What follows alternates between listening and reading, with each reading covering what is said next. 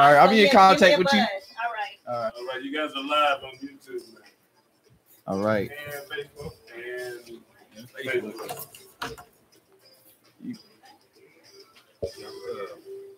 You ready? Intro? Yeah, I can leave it out. Okay.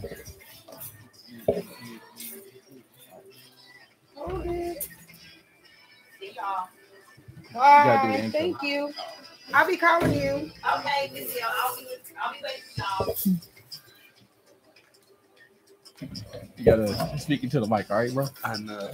Okay. You already got the. All right, it's live.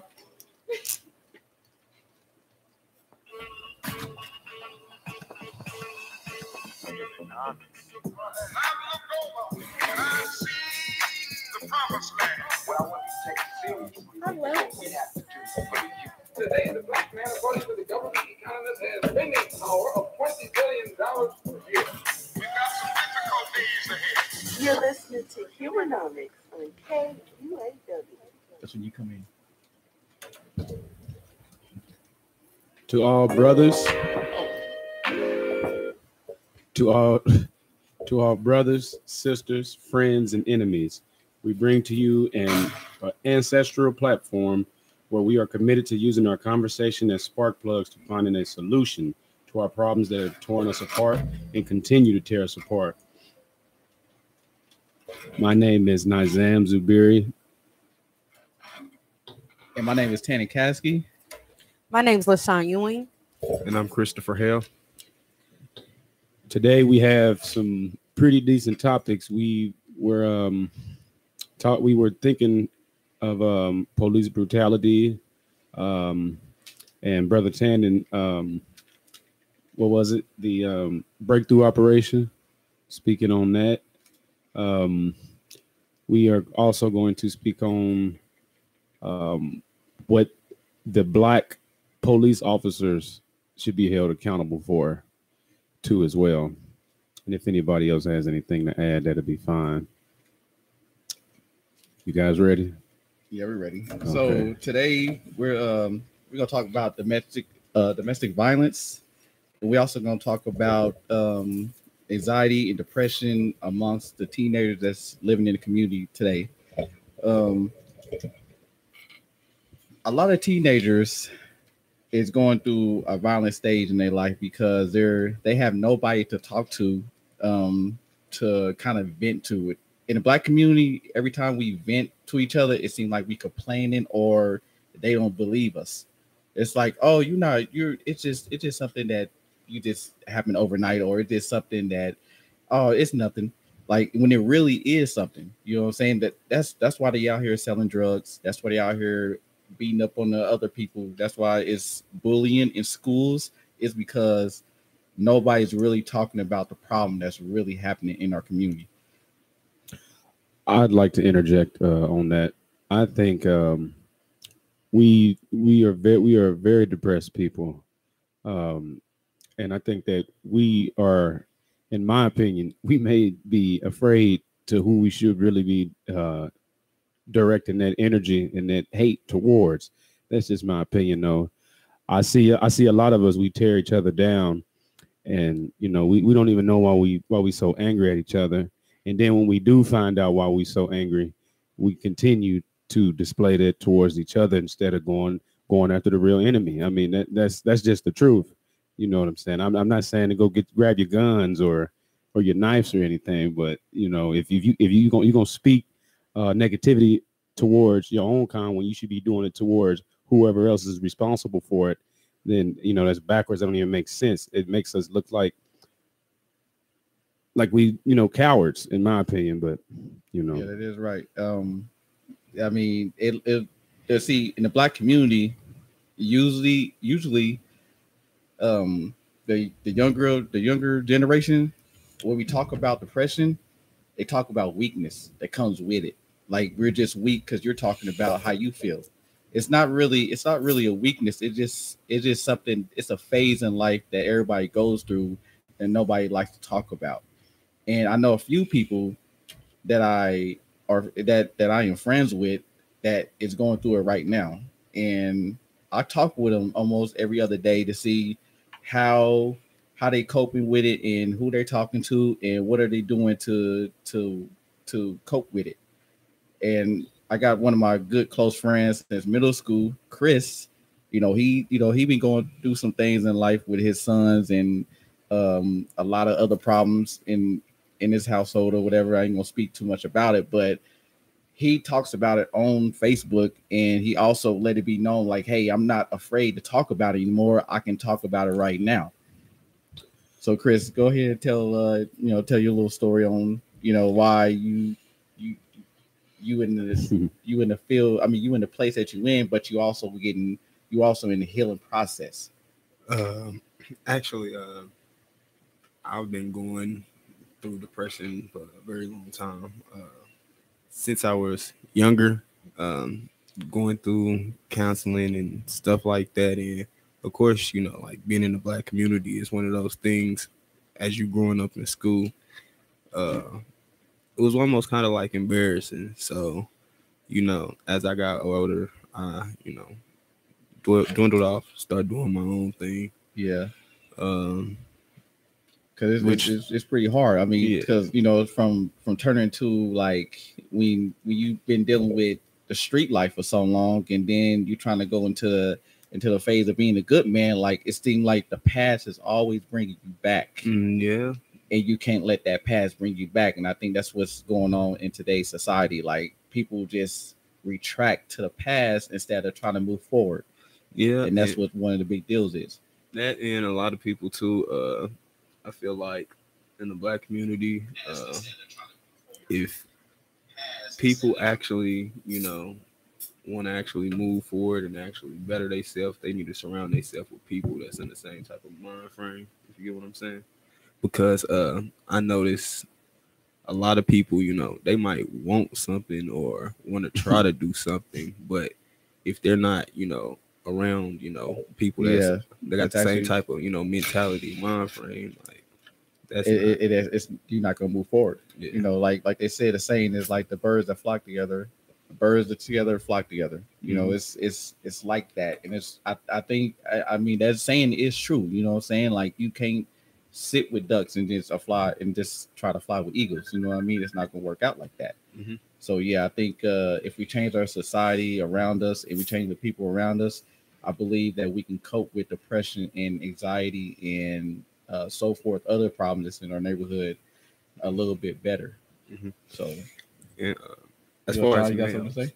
Oh, my take on the general instance of the whole thing is the feedback that I get from teenagers that I deal with. They're dealing with loss a lot, and they're dealing with grief a lot. I don't think people understand and realize that children, teenagers, they deal with death in a different way than adults do, because I think there's certain things that they're not able to process. And when we're dealing with children from the parts of Kansas City that are intensely dealing with depression, when they lose their cousin, their uncle, their brother, and somebody else, the gun violence, that's another alt to the understanding. So it's not a connection to the understanding of the loss.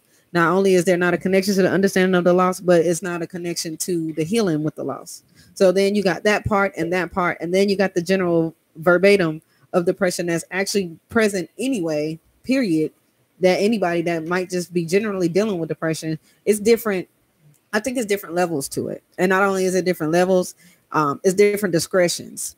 So I think the way that people publicly look at depression, they look at it as an illness or like a sickness, or like they want to put it on somebody and just be like, oh, you're depressed, so you're crazy. We need to learn to teach our children of this generation not to deal with depression in that way, and not to make it a disease like you're nasty or you're sickening or et cetera, et cetera. Exactly. It needs to be addressed as it being a natural occurrence, just as it would be in any other culture. And that's just my take on it. I'd like to add that me myself, I know that most black men in this country are walking around suicidal. I mean, it's deep, and it's like when you say that, then it's like, well, you're not being a man, and You know, you're not owning up to your responsibility. I mean, we living in a country where black men are, you know, they are either being killed by one another, or the government is taking them, and the government is taking us out. You know what I'm saying? And we look at that and we just like, well, what is the way out for us? You know what I'm saying? And a job, you know, stack your money, you know, get you some women. It'll never fix that. Yeah, You know, it wouldn't unless you just talk about it. You know, Yeah. a lot of people think like, I have this money and I have this job and you know I have the essentials, but are you mentally stable though?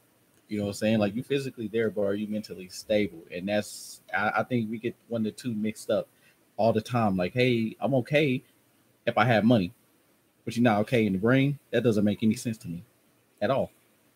and So I think that the black community, that is what that's our situation. We replace our pain and our mental psychosis going on. We replace that. We try to replace it with money materials, yeah. and materials, and it, as we see, it'll never get us anywhere ever. It'll always be like this, always. But that's where I would like to say what we deal with the interest of psychosomatics. And to me, psychosomatics is when you as a person try to diagnose somebody else and you're not a doctor to diagnose. So we end up dealing with psychosomatics.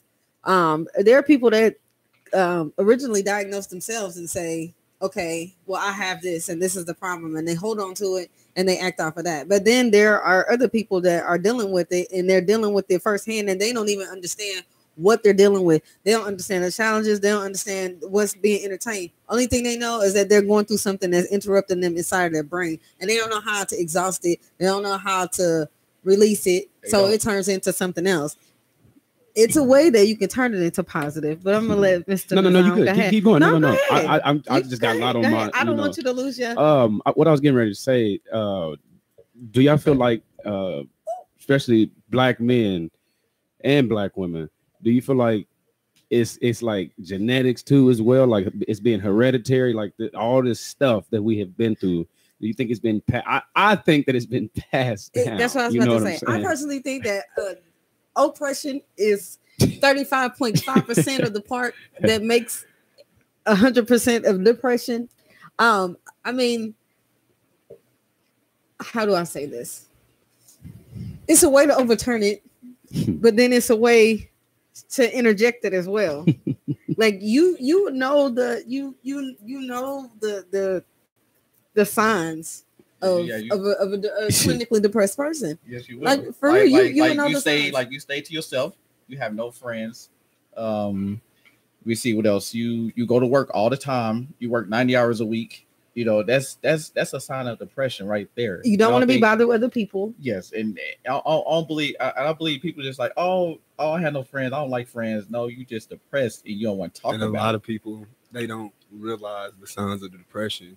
You know, like I was going through some stuff myself, and my mom had to tell me, like, I figured you was going through something because for the last week and a half, 2 weeks, you've been like really like quiet, standoffish shit. Yeah, want to stay in the room, stuff like that. So it's all, you know. I feel like people need to also, know the signs of depression. And realize, certain things. And that's right. I kind of feel like if black men, this is just my opinion, if black men would walk around, if we would walk around expressing our energy, I mean our problem that we have, if we redirect that into where we're supposed to be directing it at, then it probably make us feel a little better. You know what I'm saying? But we kind of afraid to do that because we don't want people to look at us, or well, that's showing hate, and that's you being racist. And well, so how do you fix it? We talk about praying, just being, trying to let things go, not living in the past, taking day by day, just having a peace of mind, but at the same time, you cannot defeat what's in your brain. You cannot do it. I think that I walk around on fire at times, because it's but I'm learning how to channel it. I'm learning. Energy I'm learning. I'm trying to, and I was harassed by the police like 3-4 weeks ago, and it was one heck of an experience.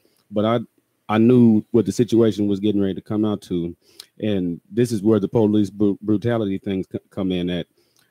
I believe it was a elderly black man not too long ago in this town. It might have been on one of these streets. The police came up on him. I think he might have been homeless, and he was most likely. Yeah, he was an elderly man, and they just just harassed him and just jumped right on him, without no explanation because they judged him. That's the whole thing. Like the authorities out here just judge you before they even talk to you. They already know, like, oh, he's a thug, or oh, he's already poor, or he's homeless, and there's no way around it either. It's like what they think is what they think, and most of the time they're 100% wrong. And that's what, yes, Chris, go ahead. Or how about this? Cops sitting outside your house for 4 hours for traffic warrants. Yeah, see, that's for traffic warrants. Like, what are you like we have how many murders do we have already? We have like 90. What they did? And but y'all sitting outside somebody's home for traffic. We built a whole new police station with forensics and everything to solve all these murders in Kansas City, but we still have not solved not one murder in Kansas City. First of all, we have to know our rights in the beginning to start this whole deal. You can tell the police no. You can request to have somebody else. You can have them to stop what they're doing. You can ask them to have somebody else come and take care of your problem. I had a friend that got pulled over in Raymore. You know what she told me? She said the cop got behind her and she pulled off.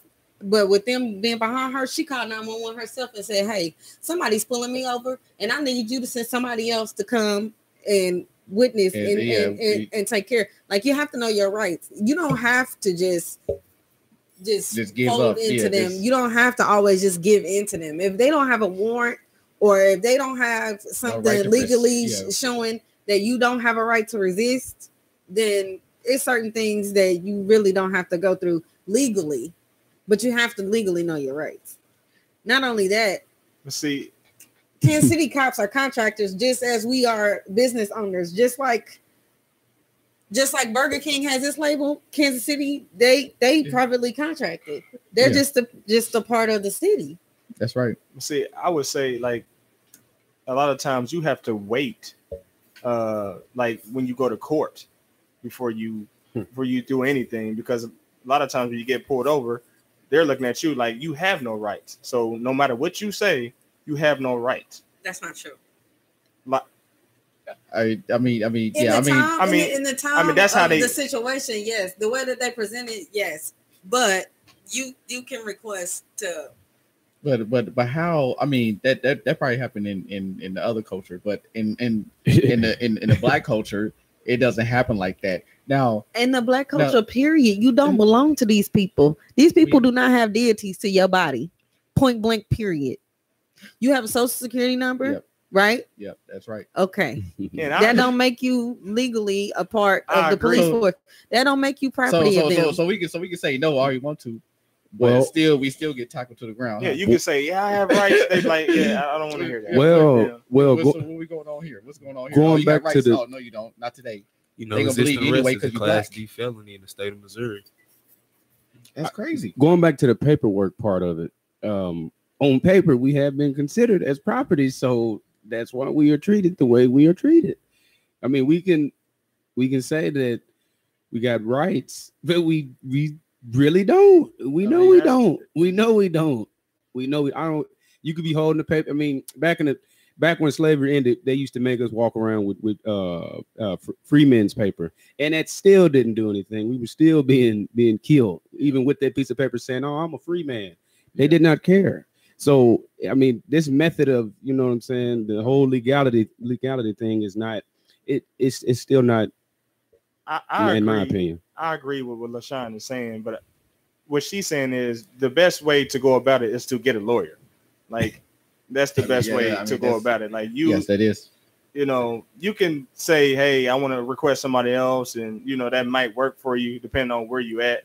But to really get down to the nitty gritty, you got to get a lawyer after the simple fact. Yeah, I mean, you got to go. Even if you got to get pulled over, you got to get beat up, you got to do all this, but you got to take legal action and not your way of action. But how many of our people are like bold enough to do that? Because again, I mean, let's just keep it real. They hunt us. You know what I'm saying? So if you standing up like that and you getting a lawyer and stuff, man, come on now, they not playing with us.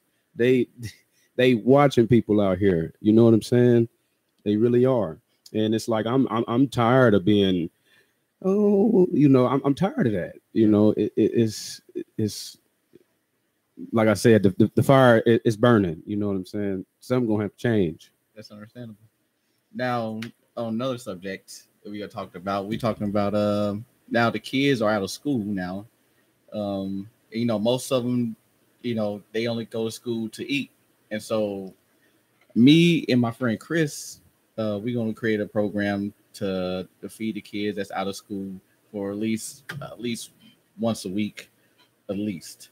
Because we already know it's kids out here that's not eating, that's not getting the proper nutrition, that's not getting taught at home, you know, the proper way to how to go about. Instead we're just letting it be, and we can't let it be anymore. You know what I'm saying? Especially in the community, like and I love my community. You know what I'm saying? I want to do anything for my community. So for me to feed the kids or just to feed the community, period, is like one big deal to me, and that's why I brought Chris here. Chris is like he mentor kids. What age do you mentor? 7th and 8th grade boys basketball. Yeah. See, it's you know what I'm saying, and they look up to young people like us to mentor them and to make sure they are right. You know, I mean, it's our generation, and we also have to step it up. And I don't think a lot of people realize like we really gotta step it up, or else we're gonna get history repeats itself. You know, so either it's gonna repeat on us, or we're just gonna stop it. You know, and that's the whole thing. Like we gotta stop it. And so yeah, that's what, you know what I'm saying, that's what I want to bring up. And you know, hopefully everybody out there knows, like, hey, if you see a child that's hungry, or you know a family that needs some food or anything like that, or a meal, just, you know, reach in your pocket and, you know, spend a couple of dollars. It's not that hard, you know what I'm saying? Exactly. Like it takes a village, you know what I'm saying? It takes a village. Stop saying, no, that's not my child, that's not my problem, or I can't save everybody. And no, stop. We do too much. And I hear that all the time. I mean, and it's so annoying to where it's just like we really do not give a crap about our own situation, in my opinion. And we should. So yeah, Sean, you got anything? No, sir. You guys are handling it. Oh. Next topic. Oh, please. Okay. So now, was that the Operation Breakthrough? No. Okay. No. Don't even worry about that. Okay. No. But what we are going to talk about is, you know, some, you know, saying a lot of these foundations and these non-for-profits that's in the neighborhoods, they usually, you know, saying like they're up, but they're not up and running like how they should be. You know, saying like you want us to pay attention to y'all. Y'all want us to like bring y'all into the community, but we also need some respect, and we also need to make sure like, hey, y'all gonna do this stuff legitimately or not. You know what I'm saying? And a lot of times it's like a lot of them, you know, saying blacks, especially the black ones, are usually trying to, you know, saying struggle. The black ones are usually the ones that try to get over on us, and they can't go down anymore. You know what I'm saying? I see it happen all the time, and most of the time I don't even, you know what I'm saying, the ones that I do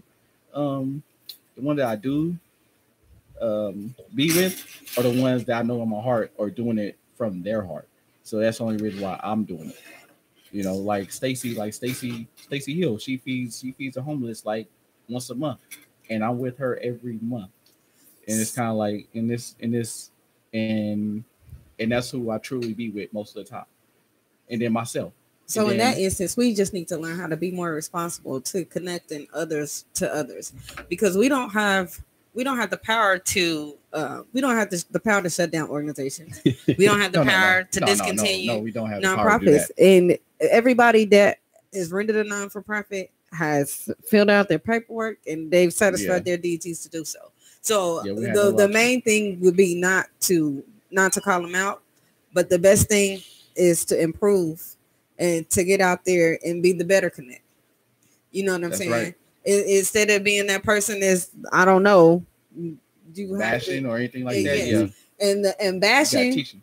is one thing that's bad. That's so bad, because you never know who you're gonna have to go to for help, assistance, et cetera, et cetera. Not even personally for yourself, but for organizations as well.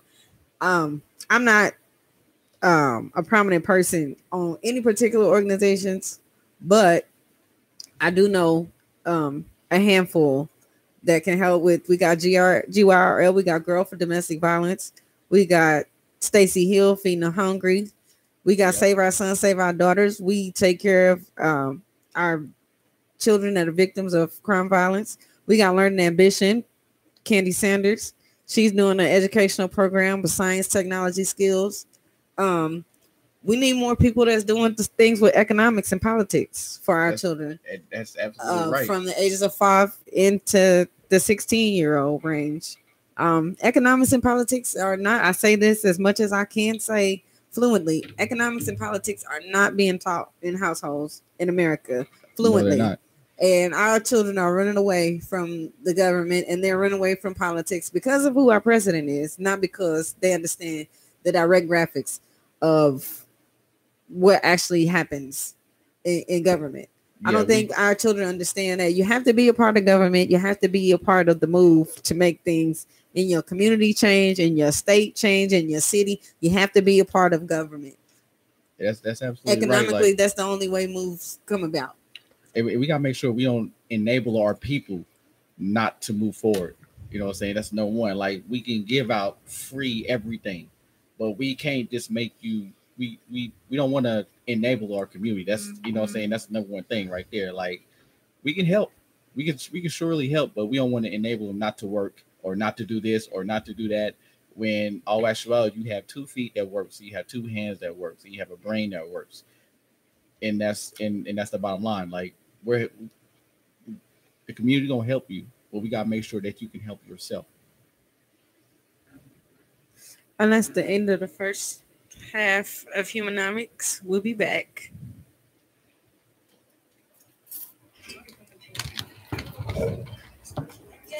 That went slow and shaky. How you like me, Chris? That's what we do, like, first and the second and fourth. So my Wednesday. live is not working on my phone. Like, I don't know. It's saying my wireless what connection subject you want to talk about? is doing something. I know. We gotta, I was just gonna talk about we gotta make sure we how gotta black keep it rolling. how black cops need to be. You know what I'm saying? We need to get on that part because I just think man, I'm telling you. I think I just got word that somebody I went to school with, he just became a cop. You know what I'm saying? It's a brother, and I'm not looking down on him or anything, but it's just like, how many? I mean, if you're gonna be cops, then what is it that you get? What I'm saying? Like, who somebody? Okay, I'm saying how long do we have? Because if you see, hold on, how long is the intermission? I think it's 5 minutes. Intermission 5 minutes. About another minute. Another minute? That's like if we see, like I said, the older brother, he was, you know what I'm saying, harassed by the police. If you see 3, if a black cop is standing around and you see 3 white cops harassing this brother and just letting them do it without saying anything, without trying to, you know what I'm saying, get them in conduct order or anything like that, what are you a cop for? You know what I'm saying? That is right. Like, I don't like that.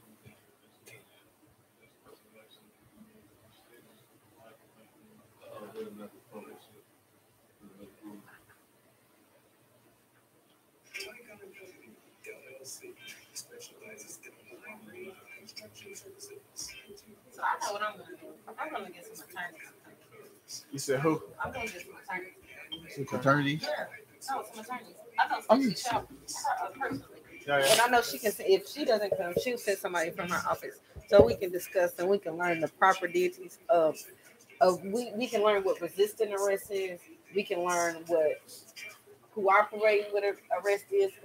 I basically think people don't clearly clinically know their rights completely, whether you should or shouldn't comply, or what you can and cannot do, or you can say you would rather speak to an attorney. It's certain things and certain actions that you don't have to comply with the cops about, like wholeheartedly. It's about to go. Okay. All right then, bro. All right. All right. German Frank. Okay, I'm gonna go to that side because that's smart. I'll conversate with you later then about Thank y'all for coming.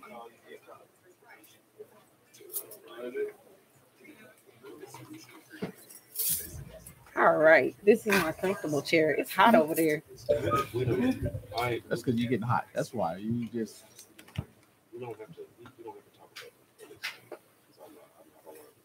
I don't get all round. Oh yeah. And we're back. Good afternoon. So next thing we're gonna talk about is the new store that's opened up, Sun Fresh. I have been in there one time.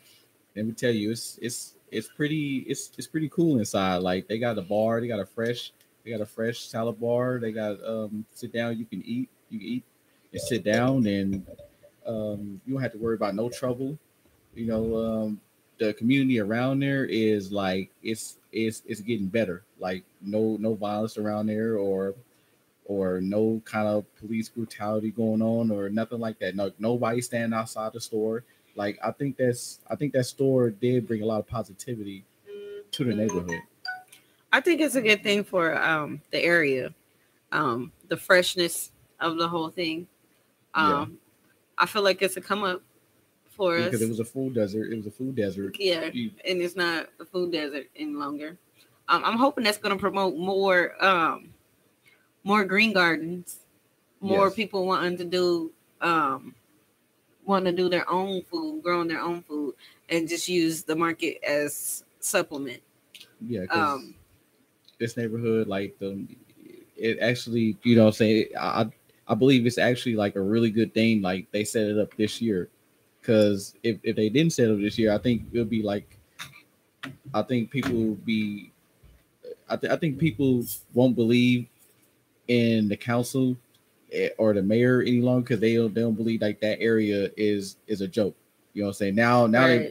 now they believe like, oh, okay, they really care now. You know what I'm saying? Like this is really happening. I'm excited about Sunfresh, but I'm even more excited. Who's excited about Juneteenth? Oh yeah, Juneteenth. Juneteenth is Saturday. And this Sunfresh is It's going down. 30% prospect. Is this a black owned? No. It's something about Lapari. Huh. He's pretty cool though. He's a good man. I met him before. He used to own Lapari Sunfresh on 115th in Holmes. Oh really? Yeah, it's right there inside that little strip mall.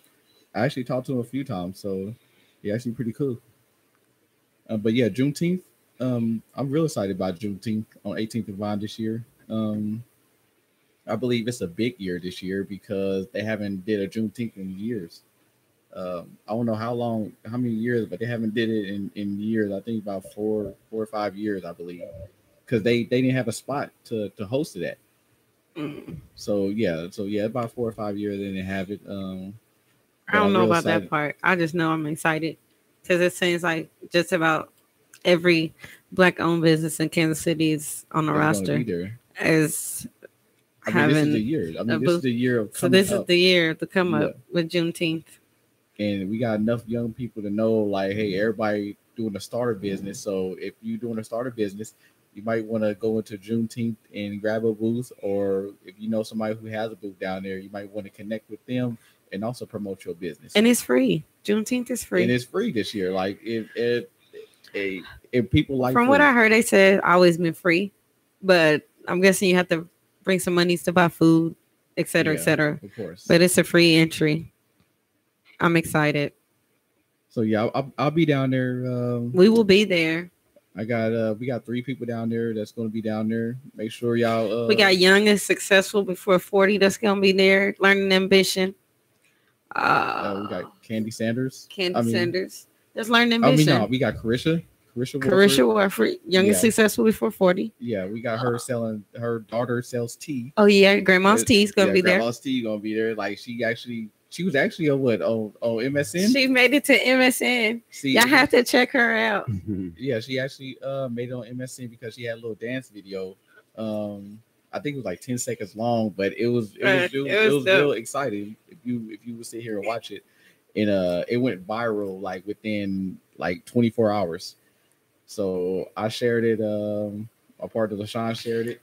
I just want to get the younger kids. I just want to get everybody younger, excited, more excited. Yeah, and that's for the whole Juneteenth. thing. I remember being little, like, and this being like one of the biggest things. Yep. Well, I was from South Carolina. I wasn't from here, but I remember coming here in the summer.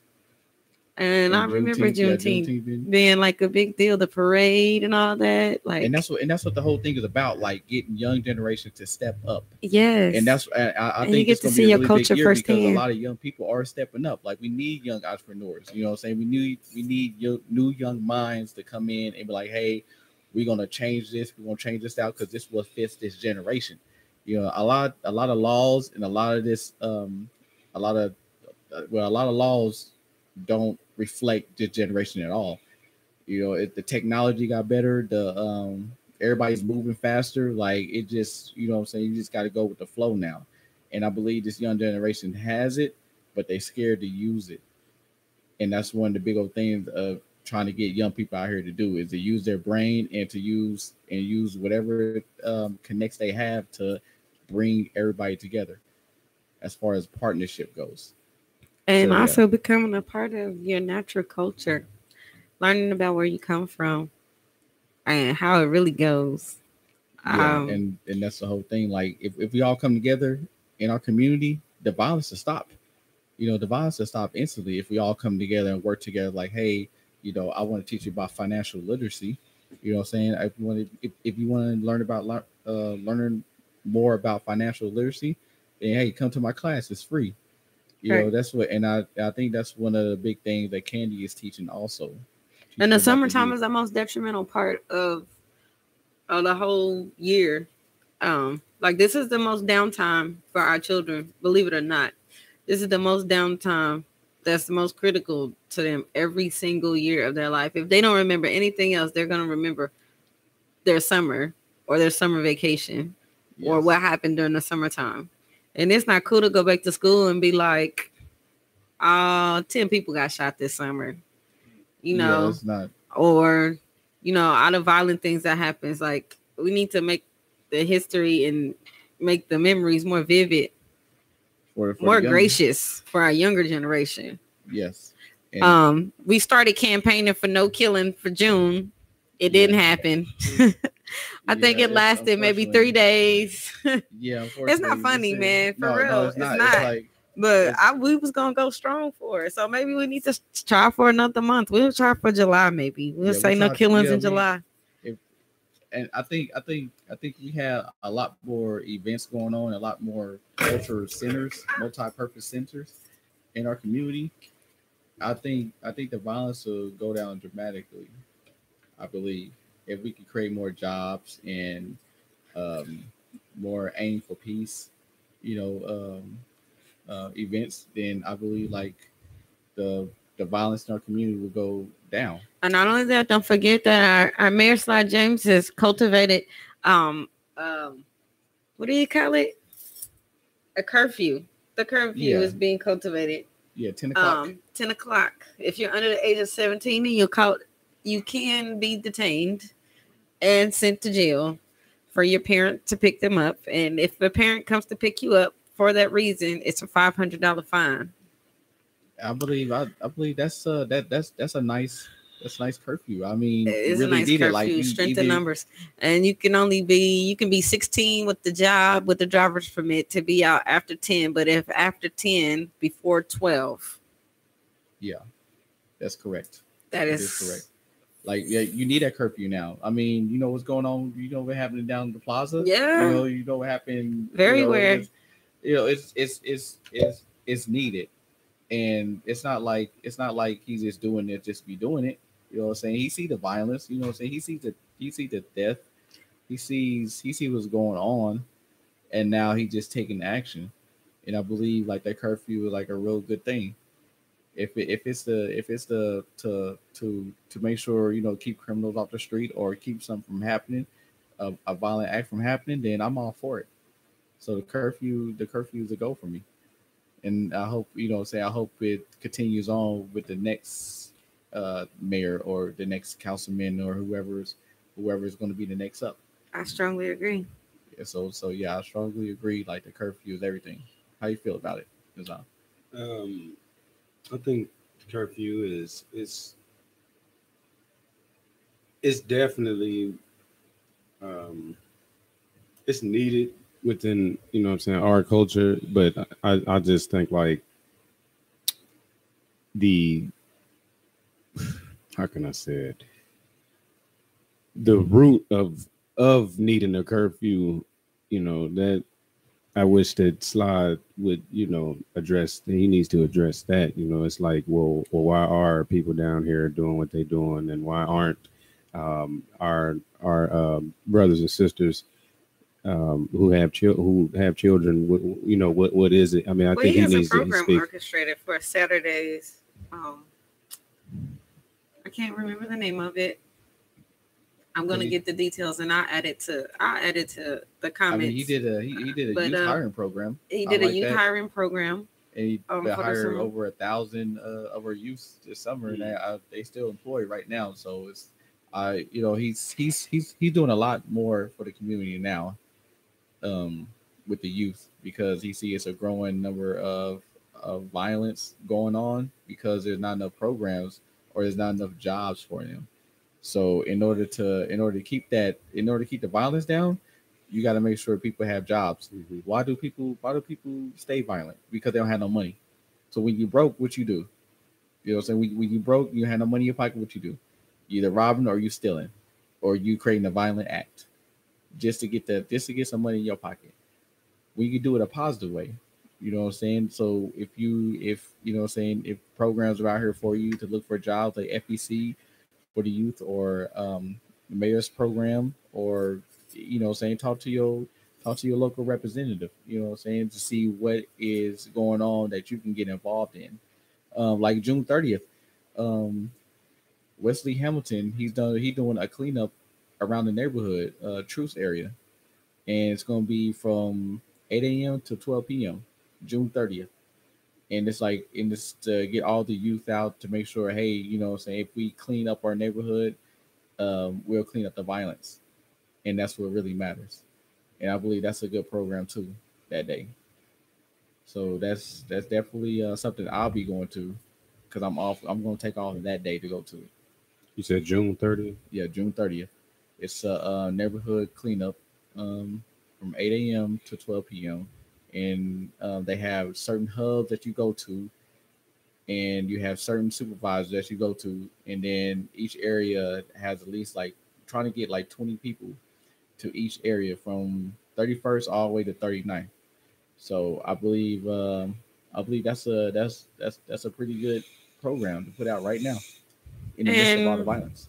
We're gearing up. Save Our Sons, Save Our Daughters is gearing up for our Feed the Homeless for the fall. I'm gonna start taking donations July 8th. I'll say July 8th because I have a location by then. I'm accepting blankets, coats, socks, non-perishable food items, anything that is dry that we can use to make packages, bags for toothbrushes, toothpaste, etc., etc. Gently used coats. I'm accepting those also. Bottled water Definitely is a water. must. I can't think You know, of anything else. I mean, anything that can help the homeless, the less fortunate, I should say. Right. They said like bring like donations. We accept all kinds of donations. We'll make it work. I want to help to- as many people as possible. I think we started with the 100 when he Yeah. said, and he did 100 families. I want to do it bigger this time. So let's go for 200, maybe 250. Yeah, 250. I'm down for that. I'm down for 250. If we can get 250 families fed, over 100 less fortunate people fed, then I'm good. Like that definitely put me in a happy place to where I know that hey, in my heart I did these for these folks and these folks really needed it. So I definitely want to get on with that program. So Nazam, you got some closing No, you've remarks? been quiet this You got whole some closing time. remarks? I'm I've trying been to, waiting to hear from you. I'm trying to keep from dropping my tears, man. It's been tough, but no, I don't want to have too much more to say. You just happy that you in the community and you doing as much as you can by Yeah. teaching them the ways of hey, not to go about this way, but hey, it's a positive way Mhm. to go about it. You know, you are in a positive movement, and I have been seeing that, and I'm actually glad that you are teaching other folks to be positive. Like, hey, saying this is where I've been. I don't want you to be here. Like, this is where I want you to go. As long as you're teaching the younger generation on going to a different path from where you came from, then you're doing your job. So you don't see too many out here doing that, but Right. as long as you're doing it as an individual, then you're helping out the community in a bigger way.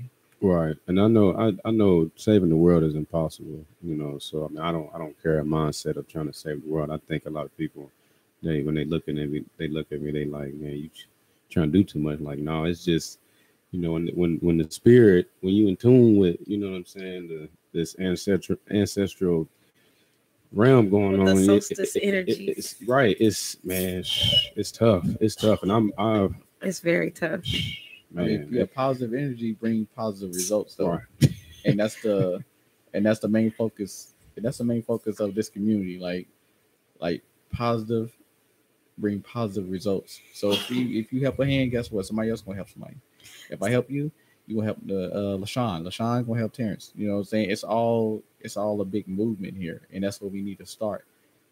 And I believe, like when I started, like a lot of people joined in. They're like, "Hey, if Tanner can do it, I can do it too." And Right. that's the and as long as you make people believe, then that's all they need. They need that faith. They need that. They need to know, like, hey, they need a reassurance, like, hey, you did it. I can do it too. Right. If you made $1 million, guess what? I can make $1 million too. Because you know what I'm saying? If you start a business, guess what? I can start a business too. Real You know? fast. Shouts out to all of our African American fathers. They're going to be celebrating Father's Day this Sunday. Thanks to y'all for standing in the gap, keeping these families together, holding these kids' hands. There's some men that are not present, and those of you that are, Yeah. I want to give y'all a standing ovation. Big ups. Big ups to all of our seniors that graduated class of 2018. Congratulations. Prayerfully, our graduation rate in Kansas City is going to go up. I'm looking forward to seeing our millennials do big things in 2019. Our 2018 graduates, you'll be turning 18, which means you'll be old enough to vote. I'm hoping to see y'all There you soon go. at a Vote voters table, this voters year. registration. Get your votes in, register to vote, vote, vote, vote. Economics year. is power. Government is power. Be a part of the powerful move in 2018. I don't think y'all realize like this is like these races that's coming up.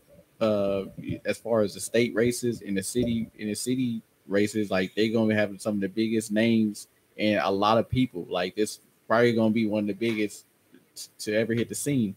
So we already have like I believe we already have like 15 running for mayor already that announced that. And then it's definitely gonna be a lot of people that's running for It's gonna councilman. be interesting. So Kansas make City sure- Council is gonna be interesting this year. Yeah, so make sure that y'all do y'all research on who y'all want to vote for and who's going to be better to represent you as a whole. and that's all that matters. Like representation. If you feel in their heart that they'll do for you, then you go ahead and you vote for them. But if you feel like you just voting off a name, you can't just vote off the name. You got to vote off of why they're doing it, how they're going to do it, and is it, is it in their good nature to do it. And yeah, I look forward to this year races and next year races. So yeah, get all Shouts the young out to our folks. state representative Brandon Ellington. He's hitting the ballot once again. Yeah, make sure you Power moves. Yeah, we need young, powerful. We have Mr. DeMonte Rochester. He's running for school board, the school board superintendent. So yes, so we have some new, and we have some names that's out here. So yeah, get ready to vote. Make sure y'all like I said, do y'all research before y'all just put anything down. That's the main focus, research. So yeah, so we about to get off of here, and we about to make some power moves ourselves. Make sure like when we get off the air, we actually make power moves. Thanks for listening, guys. It's been great. See you next time.